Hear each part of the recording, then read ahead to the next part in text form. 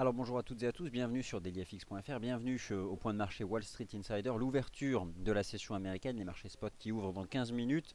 Une journée vide sur le plan des indicateurs économiques, mais chargée sur le plan des indicateurs microéconomiques. Alors, les résultats trimestriels des entreprises américaines, avec des marchés actions US qui montent fermement depuis 10 jours, et l'amorce d'un mouvement de pullback ou de stabilisation avant ce soir les résultats d'Apple, de Yahoo, Microsoft et d'autres poids lourds de la cote aux États-Unis.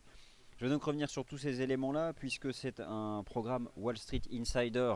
Eh bien, je reviendrai sur la tendance du dollar américain, le taux de change USD CAD, la confrontation des deux monnaies nord-américaines, forcément, les matières premières, puisqu'elles pâtissent toutes depuis le 18 juin, notamment de l'appréciation du dollar américain, avec un mouvement général de repli sur les matières premières, notamment l'once d'or, mais pas seulement, le prix du pétrole. Je n'oublierai pas, bien sûr, une actualisation du point de vue sur les paires en dollars canadiens, le DAX, le CAC, et puis globalement les actifs concrètement dont vous allez me parler, hein. C'est-à-dire qu'il vous suffit par exemple Bob66 ou Visiteur ou toutes les personnes qui laissent un message dans le chat pour dire bonjour et je vous en remercie, et bien de laisser le titre d'un actif. Et je pense que là vous m'entendez mieux puisque je viens sérieusement de monter le son qui avait été sérieusement baissé. Je viens de m'en rendre compte, j'avais laissé la molette tout en bas. Donc là je pense que c'est beaucoup mieux. C'est peut-être même trop fort, mais enfin bon, ça serait toujours mieux d'entendre que de ne pas entendre. Ok, alors Wall Street. Il est vrai que... alors mon graphique, il est où? Il est là. Alors forcément aujourd'hui, lorsqu'on regarde l'agenda économique, on est le mardi 21 juillet, c'est pas qu'il n'y a rien. Il y avait les minutes de la Banque d'Angleterre, de la Banque de réserve d'Australie la nuit dernière, mais concrètement ce sont des statistiques de second rang aujourd'hui. Euh, Par contre, l'agenda microéconomique, lui, est très chargé. Voici aujourd'hui tous les résultats d'entreprises qui sont attendus aux États-Unis. Je vous poste l'intégralité du calendrier. Donc voilà. Alors, nous avons déjà pris connaissance des résultats de Verizon, Travelers, Baker Hughes, etc. Après marché Apple, Microsoft, Yahoo, ACE, Shiptol, bref, il y a un certain nombre d'entreprises. Les marchés actions US peuvent temporiser sur le court terme. Je me concentrerai notamment sur l'indice de référence de la finance mondiale, l'indice S&P 500, qui a donc enchaîné 1, 2, 3, 4, 5, 6, 7, 8 séances consécutives de hausse. 8 séances consécutives de hausse sur les principaux marchés US pour basculer de la partie basse d'un range, ici, entre 2040 et 2000, concrètement 2040-2140 sur le SP500, donc un range de 5%, quoi, ça fait 100 points sur 2000.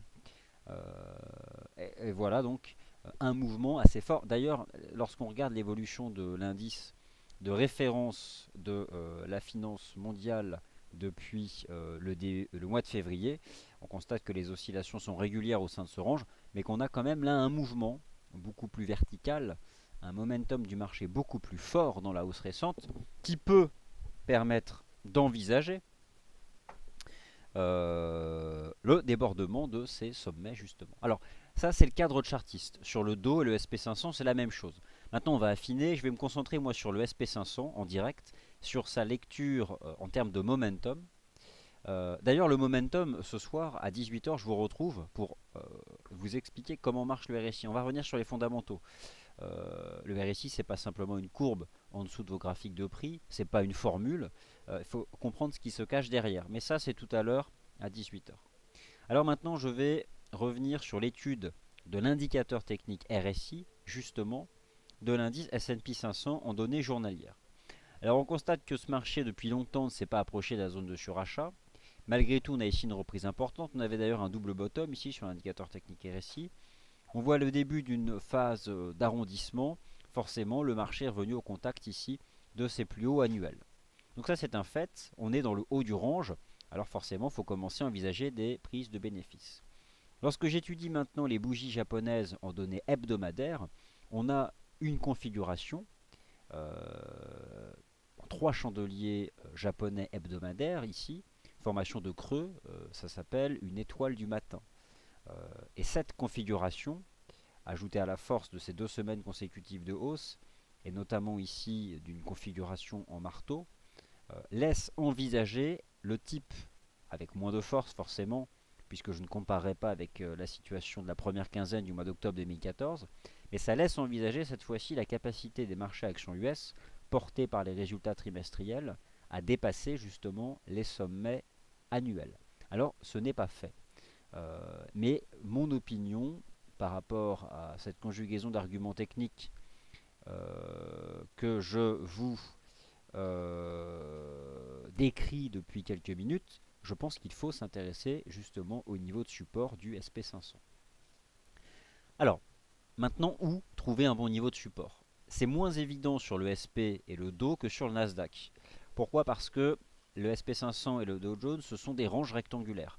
Je dirais que l'approche que peut éventuellement conseiller l'analyste chartiste, c'est de travailler en amplitude ces deux ranges. Alors, qu'est-ce que cela signifie de travailler en amplitude ces deux ranges? Je vais revenir sur l'autre graphique du SP500 et du Dow. C'est d'attraper cet outil, les retracements de Fibo. D'attraper, alors regardez, ici il y a deux choses. Et je vous proposerai bientôt aussi un webinaire sur Fibonacci parce qu'il y a je pense beaucoup à dire et beaucoup d'erreurs à corriger sur son utilisation. Ce sera probablement un nouveau webinaire, je vais regarder ce que je peux faire. Ici sur ce graphique du SP500, vous avez d'abord une extension de Fibonacci. C'est cet outil là sur la plateforme. C'est très simple, ça vous donne des cibles théoriques. Vous en voulez la preuve? Le taux de change USD-Yen, ça fait 10 jours que je vise un objectif de cours grâce aux extensions de Fibonacci. C'est précis, souvent les 0,618. Pour quelle raison? Eh bien, vous avez sur notre chaîne YouTube une vidéo qui parle de la théorie des vagues d'Elliott. Elle est enregistrée depuis un certain temps, mais elle est toujours valable. J'aurai prochainement l'occasion de la refaire en temps réel pour répondre à vos questions. Mais je reviens notamment sur ces fameux ratios, d'où viennent-ils? Bref, ça ce sont des choses à connaître. En tout cas qui sont susceptibles de vous intéresser. Moi le SP500, je regarde donc le range au sein duquel il évolue depuis le mois de février. Ici j'ai tracé une extension qui me permet de déterminer un objectif de cours si le marché en sort par le haut. Mais maintenant pour m'intéresser à un niveau de support, je travaille en retracement le range. Vu la force du mouvement depuis 9 séances consécutives, à la fois à Wall Street, essentiellement grâce aux résultats trimestriels, et puis bien sûr porté par un retour des capitaux sur les actions de manière générale, suite à la disparition du risque de Grexit. Je pense qu'il faut s'intéresser au tout premier retracement pour identifier des niveaux de support. Ce qui m'en donne un assez limpide sur le SP500 à 2100 points. Je n'accorderai pas réellement d'importance à cette oblique ici, puisqu'on constate que l'indice Dow Jones la malmène, mais le niveau des 2100 points m'intéresse. Alors, ce qui ferait, à partir du niveau actuel des cours, un petit repli d'environ 1,5 à 2%, dans le cadre d'une consolidation. Mais voilà en tout cas le cadre technique de ce marché. Autre façon de faire, le Nasdaq 100. Alors le Nasdaq 100, c'est vraiment le SP500, mais avec de l'avance. Vous reconnaissez ici, et regardez comme les extensions de Fibonacci ont bien marché. Vous reconnaissez ici l'indice Nasdaq 100, à l'intérieur duquel vous retrouvez les poids lourds du compartiment technologique. Merci Google. Et peut-être que Apple ce soir surprendra le marché. Un trading range sur le Nasdaq 100, dont les cours sont sortis par le haut la semaine dernière. Vous avez ici la représentation graphique de ce range, assez limpide, sur le marché action US. La cassure haussière, elle a eu lieu le 16 juillet. Dès lors que l'on sort par le haut d'un range dans le sens de la tendance, on projette l'amplitude balayée par les cours lorsqu'ils étaient en situation de range vers le futur. Alors, vers le futur, en tout cas, sur l'axe des ordonnées, vers le haut. J'utilise donc ici cette extension de Fibonacci. Je prends l'amplitude totale du range que je projette sur l'axe des ordonnées depuis le point de cassure. Ce qui me permettait d'obtenir 4699 points comme première cible. Mais à terme, je vise toujours sur le Nasdaq 100 4784. 4784, au-delà d'être un seuil, une projection d'une amplitude passée du marché, c'est surtout un niveau historique. C'est une des résistances horizontales qui remonte au point haut de l'année 2000, la fameuse bulle Internet. On ne peut pas comparer, hein, mais c'est un repère en termes de prix.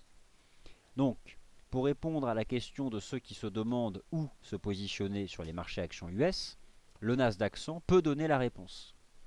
Un pullback sur ce précédent niveau à 4562 points. Et à ce moment-là, en cas de positionnement, alors on peut simplement faire un range sous les 4689 et repartir de l'avant. Là, j'ai pas l'information encore. On l'aurait si par exemple on avait 3-4 séances consécutives de dynamique latérale prenant la forme d'un range tout en haut d'un mouvement vertical. C'est ce qu'on appelle une configuration drapeau, hein. Prenez la réalité matérielle d'un drapeau. Un drapeau, ça flotte, il y a un mât vertical et le drapeau qui flotte au vent, qui est donc à l'horizontale du mât. Eh bien, en analyse chartiste, c'est souvent une phase de transition où les volumes s'assèchent d'ailleurs avant de repartir en avant dans le sens de la tendance. Vous voulez une illustration? L'USD CAD.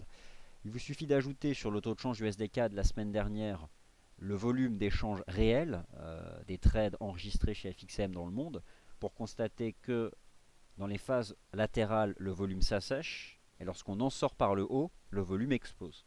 Le volume avance avec les prix, et ça c'est très sain pour ce que j'appelle moi l'état de santé d'une tendance, ce qui invite à croire qu'elle peut se prolonger. La situation contraire serait un signal d'alerte en fait. Bref, revenons à nos moutons.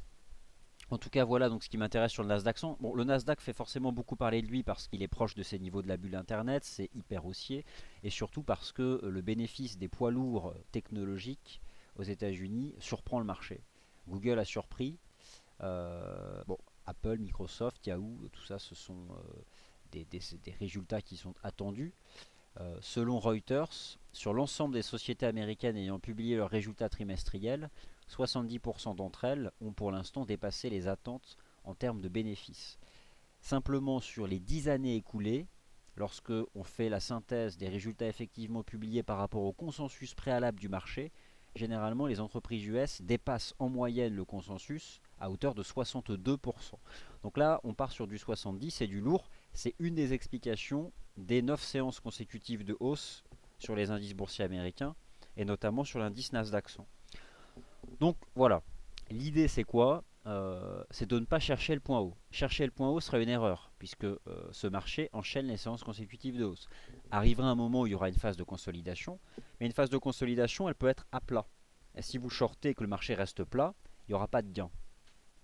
Alors par contre, s'il y a un pullback, forcément oui, mais l'idée c'est davantage d'attendre le pullback et d'envisager la suite.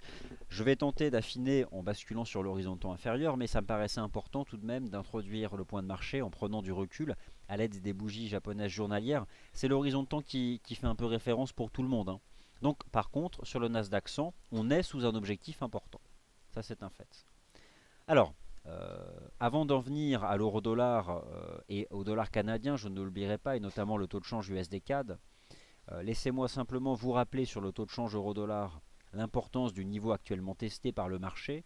C'est ce qu'on vous répète depuis la semaine dernière et surtout depuis le début de la semaine, le niveau des 1,0820 $.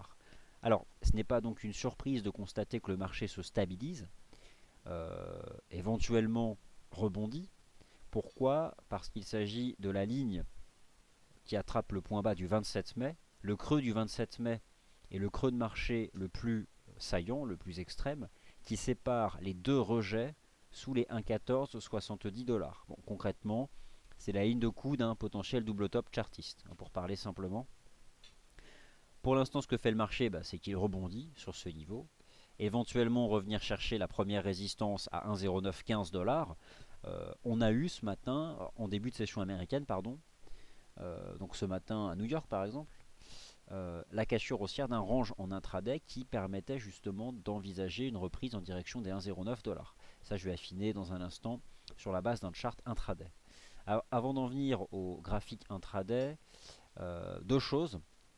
Alors tout d'abord, l'once d'or, les matières premières globalement sous pression, ça vous le savez. L'once d'or a cassé ses plus bas de l'année 2014 dimanche à l'ouverture des marchés de la session asiatique d'une manière très impulsive sur un plus bas de 5 ans. L'once d'or va désormais aller chercher des niveaux de prix qui remontent à l'année 2010. Il nous paraissait donc important d'étudier au plus près le positionnement des traders sur le métal jaune, et autant vous dire que le pourcentage des acheteurs reste très important. Ce qui invite toujours à penser que ce marché peut se replier tant qu'il se maintient désormais sous la résistance comprise entre 1130 dollars et 1142. Bon, concrètement, c'est baissier, on a cassé les plus bas. Voilà, l'idée c'est quoi? C'est maintenant d'aller chercher 1085, 1044, 1026. Je ne vais pas dire 1000 dollars parce que c'est probablement un niveau de prix important. Et on peut envisager que des ordres d'achat massifs se concentrent dans cette zone. Donc, par contre, 1085 et 1044 dollars, je pense que ce sont des niveaux de prix à envisager. Et ça va maintenant au-delà de la simple hausse du dollar américain. Là, on a vraiment des fondamentaux qui accompagnent. Et puis voilà, hein, le chandelier journalier du lundi 20 juillet, bon bah il est massif quoi. C'est une vraie cassure quoi. Une cassure. Alors certains ils voient même ici une structure en épaule, tête épaule avec cassure de la ligne de cou. Dans tous les cas, c'est ce qui me permet de défendre sur le métal jaune des targets ici à 1095, 1044, 1026 dollars. Voilà donc pour les charts journaliers. Maintenant on bascule sur l'intraday, l'euro-dollar en intraday, le CAC, le GBP-USD, le DAX et les marchés actions US et le Nasdaq 100. C'est parti pour la suite de ce point de marché. Laissez-moi simplement boire une gorgée d'eau pour continuer.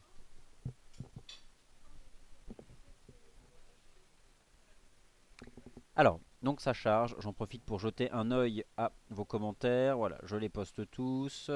Boum, c'est parti. L'ITA 40, vous voulez l'ITA 40, ok. La RBNZ, voilà. Allez hop, c'est parti. Bon. Alors, d'abord, le taux de change euro-dollar en données horaires. Vous l'avez sous les yeux, notre ami, le taux de change euro-dollar. On a eu une clôture horaire favorable. Donc là, on est quoi? 14, 15. Donc sur le chandelier qui a eu lieu entre 13h et 14h, donc précisément à l'ouverture de la session américaine. Un chandelier horaire positif permettant d'envisager une hausse de ce marché en direction des 1,09 $. Bon, c'est pas non plus massif parce que la tendance reste baissière. Mais malgré tout, c'est un signal positif. Alors, on voit qu'ensuite on a eu un pullback. L'idée c'est quoi? La résistance daily swing pour moi c'est 1,0916. On a probablement cette zone sur le taux de change euro-dollar. Si on part du principe ici qu'on a eu un double creux, je vais en calculer l'objectif théorique. Bon, 1,096 $. Écoutez, pourrait en effet, mais je suis toujours méfiant parce que je sais que ce marché réagit grâce à ces fameux 1,0820 $. Mais effectivement, d'un point de vue de l'analyse technique, au-dessus désormais des 1,0850 $, qui était ce niveau-là, hein, envisager une hausse en direction des 1,095, 1,0916, c'est de l'ordre du possible. Mais bon, on est vraiment sur un trade intraday, dans une tendance qui s'est quand même aplatie depuis que le marché a justement rejoint ce fameux niveau des 1,0820 $. Donc, mais pourquoi pas? Pourquoi pas? L'USD CAD. Alors l'USD CAD il temporise, c'est normal. Tout a commencé à la cassure haussière des plus hauts de l'année 2015. 1,2834 c'était aussi un cours de clôture mensuel de l'année 2009, 2008. La mèche haute de 2008-2009 c'est 1,3060. C'est depuis la semaine dernière grâce à la baisse des taux d'intérêt surprise de la Banque Centrale du Canada et la cassure d'un 1,2834 que cette cible-là des 1,3060 a été engagée. Alors là, il y a un certain nombre de lignes de tendance qu'on peut tracer, des canaux de prix. Je vais simplement justement revenir sur le graphique en données journalières pour envisager bien jusqu'où justement cette dérive latérale pourrait se prolonger. Voilà donc moi ce qui m'intéresse. Voici le niveau d'un 28,34. On temporise. Moi j'ai le sentiment qu'on pourrait temporiser mais à plat sur ce marché. Je jetais un œil aux toutes dernières données de positionnement du SSI FXM. 70% de vendeurs sur le taux de change USD CAD. Il y en avait 70% avant même la baisse des taux de la BOC. Ça reste à 70%. Je pense que le marché va faire une dérive latérale avant de rejoindre des lignes de tendance et reprendre sa marche en avant en direction de cette résistance majeure, les fameux 1,3060. Et on peut même envisager que ces 1,3060 soient débordés. Les deux politiques monétaires nord-américaines sont strictement opposées en termes de perspective. On a donc des fondamentaux assez clairs pour comprendre pourquoi la paire de devises pourrait monter davantage. On a pour le moment un premier support à 1,2950 qui tient. Je ne sais pas combien de temps il va tenir. Est-ce qu'il va tenir définitivement? Et pour le moment, tant qu'on tient à 1,2950, on est dans une dérive à plat.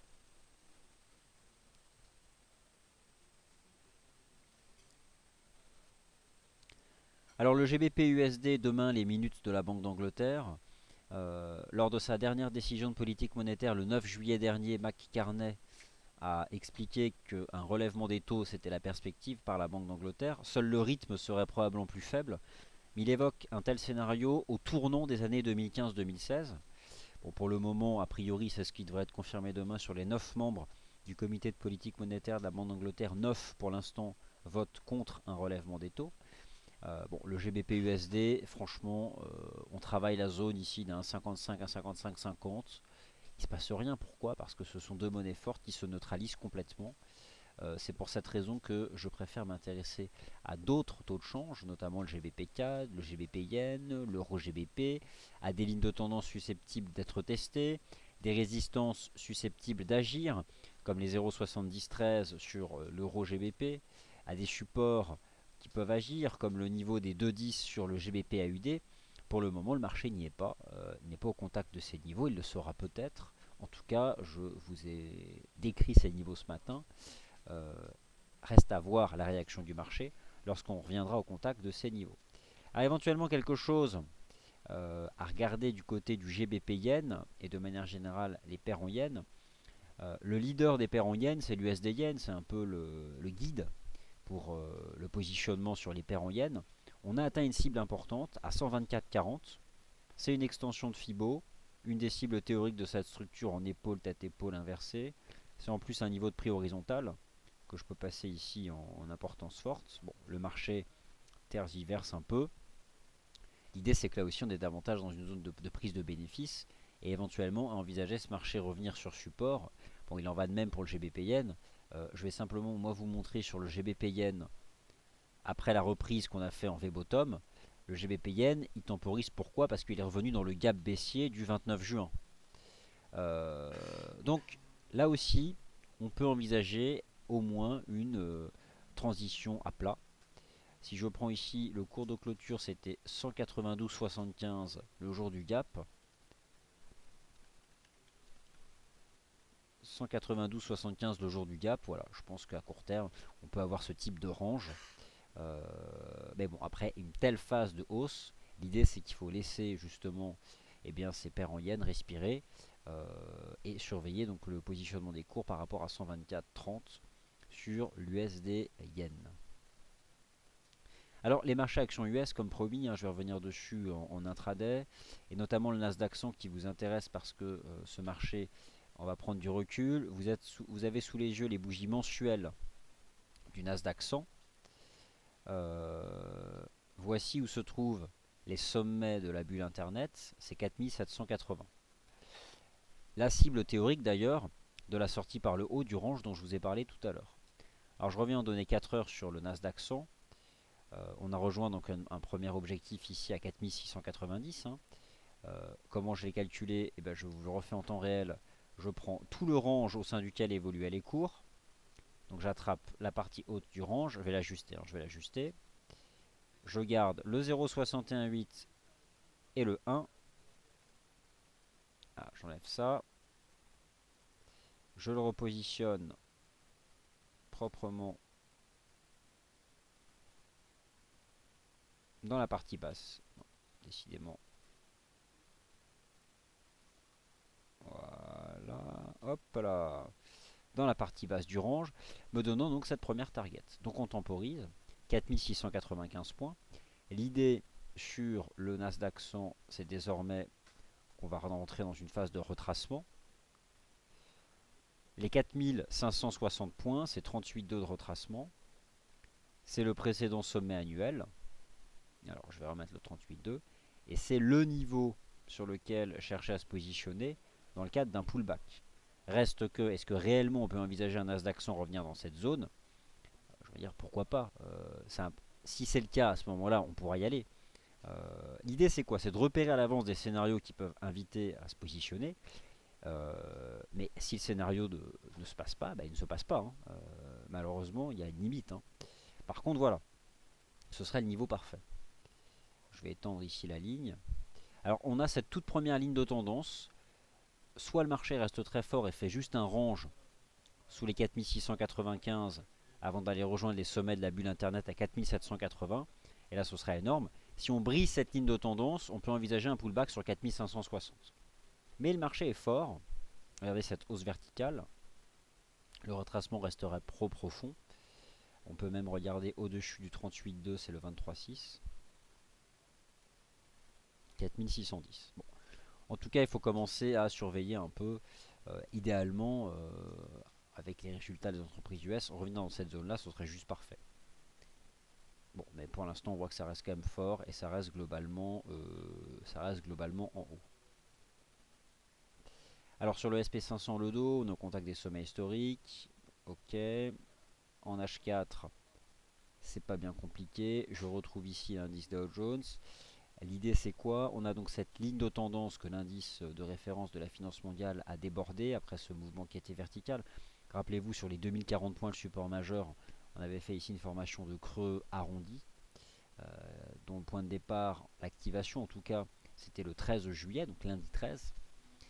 L'idée à terme, c'est de voir le SP500 rejoindre cette zone ici à 2137 points.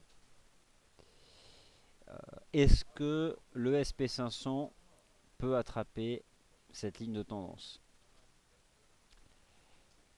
On peut envisager une petite temporisation à plat comme ça, mais c'est jamais vraiment évident. Hein. Après 5% de hausse en ligne droite aux États-Unis, 13% en Europe, de déterminer si les tout premiers supports peuvent agir.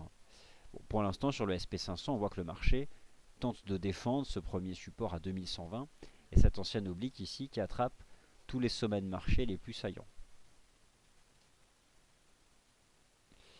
Bon, le taux de change euro-dollar, c'est assez clair et net. Hein, voilà, on a donné entre 13h et 14h la cassure de cette résistance.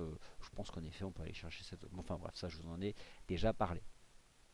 Alors le DAX et le CAC, on est donc dans une phase de transition latérale après une hausse qui était verticale. Bon voilà, ça a été expliqué à plusieurs reprises. Modification du rythme de la tendance haussière.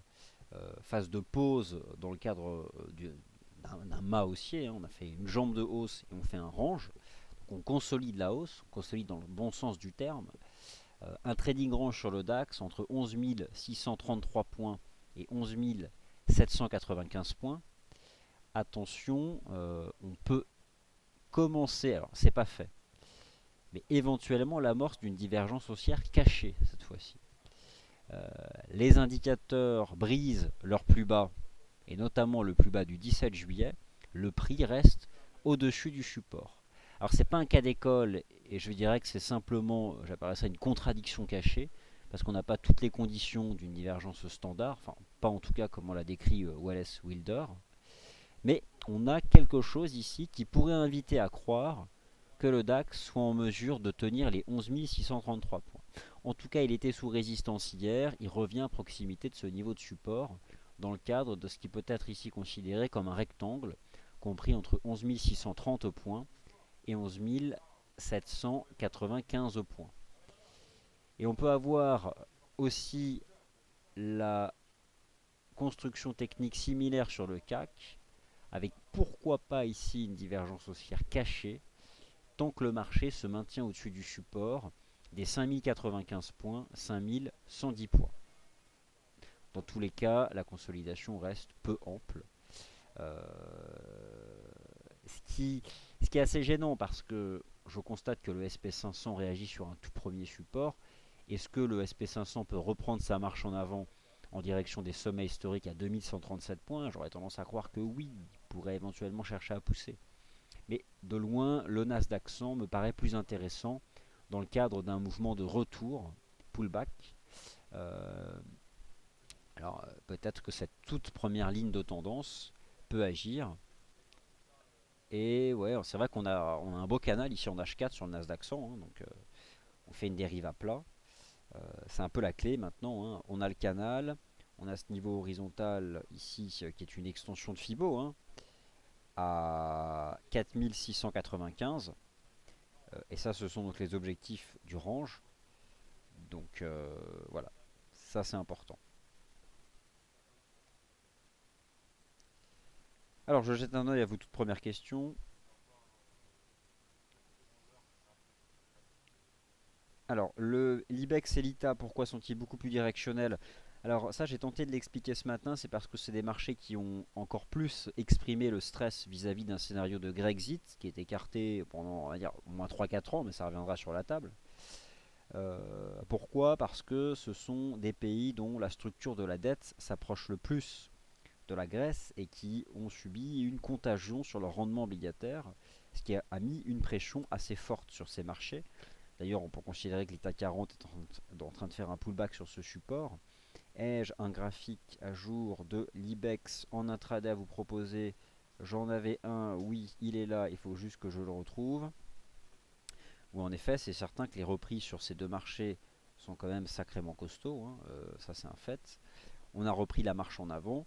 L'idée, c'est d'envisager, et bien suite à ce V-bottom, cet été, en effet, un IBEX qui remontait en direction des 12 000 points. On a là un tout premier support qui s'établit à 11 410. Bon, ça c'est en données journalières. Je vais passer ici sur les bougies japonaises en données 4 heures. On retrouve ici, je vais la tracer, cette ligne de tendance.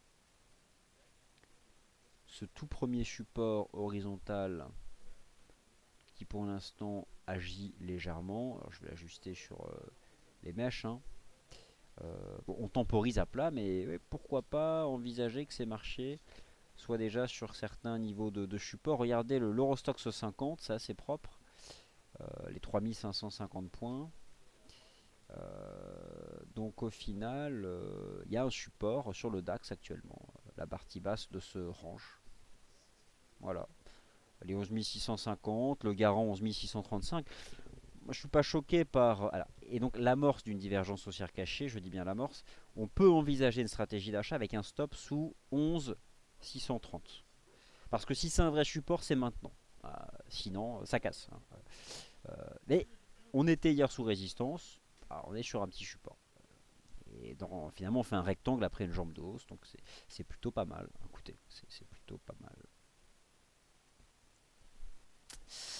Alors, les journées d'immersion reprennent à la rentrée. N'hésitez pas à vous mettre en relation avec notre équipe commerciale pour vous inscrire justement et pouvoir y participer. Bonjour, pour débuter, que conseillez-vous comme indice ou devise? Écoutez, par les plus liquides, déjà le compte de démo, l'euro-dollar, le DAX, le CAC, bref, les actifs les plus liquides pour ne pas être soumis à des conditions de liquidité qui pourraient malmener un peu vos stratégies. Donc je dirais les actifs les plus traités, hein, donc ça vous les connaissez dans l'absolu, ces actifs les plus traités. Alors, je continue de répondre à vos questions. Ça, c'était assez clair. Maintenant, je vais revenir sur l'étude du pétrole. Alors, le pétrole, je vous propose à nouveau cette lecture d'un canal à faible pente, qui a été d'ailleurs mis en avant. On avait aussi cette dive, enfin, dive, ce n'est pas vraiment une, mais en tout cas, voilà, un ralentissement de la baisse. Elle est passée d'une phase verticale à ce canal-là. Bon, l'idée, c'est quoi? C'est d'exploiter la partie haute du canal pour des stratégies négatives. Et à terme, j'envisage toujours un retour de ce marché en direction des 47 dollars. Voilà. Voilà, bah écoutez, je pense avoir fait le tour de vos questions. Bon, séance calme, c'est la séance de toute façon la plus calme de la semaine. Mais il n'en reste pas moins que des statistiques, des résultats d'entreprises américaines sont importants aujourd'hui. Par contre, demain, mercredi 22 juillet, deux banques centrales, des statistiques américaines, bref, journée chargée demain, tous les webinaires présents. Prochain point de marché, la clôture en Europe à 17h30. Et à 18h, je vous retrouve pour un webinaire pédagogique sur l'indicateur technique RSI. Soyez présents. Euh, je vous explique qu'est-ce qui se cache, et vous allez voir, c'est très simple, mais une fois qu'on l'a compris, c'est plus facile, derrière l'indicateur technique RSI. Donc merci à tous et à tout à l'heure.